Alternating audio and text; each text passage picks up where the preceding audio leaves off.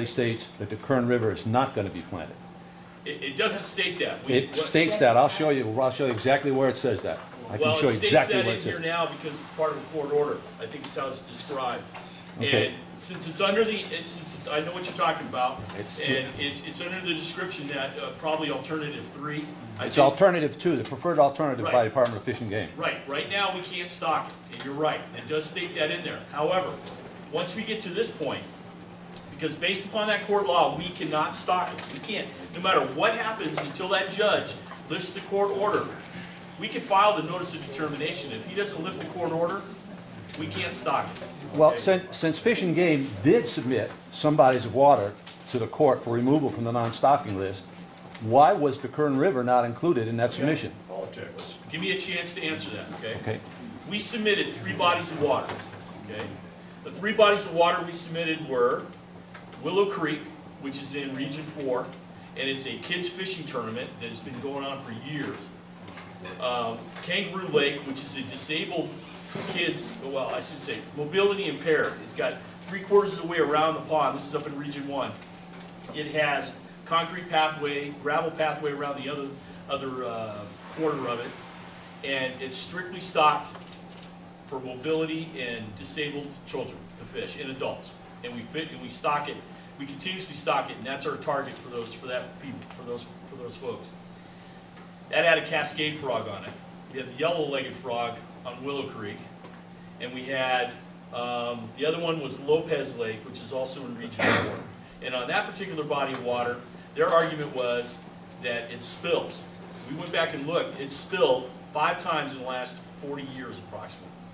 But their concern was that those one time it spills, those fish are going to flood over the top of it, and it's a 960-acre lake, is what this is. And we argued that it wasn't going to spill. Now, the Willow Creek, they told us you can't stock it unless. They says, we want you to survey every water body around within a 15-mile area and come back to us with those results, and we'll tell you which one to use. Well, by the time we completed those surveys, the opportunity for that kids fishing would have been gone. And so, why was Kern River left off? Kern River left off was because when developing the CIR, prior to us releasing it, there was some concern that if we made a judgment call that we don't think that there's an impact, that it would open up the opportunity for the plaintiffs, in this case, to challenge us in court. And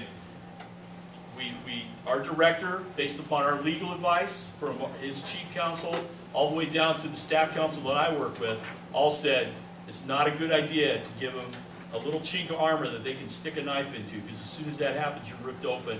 And let me finish. And there would be no stocking in this.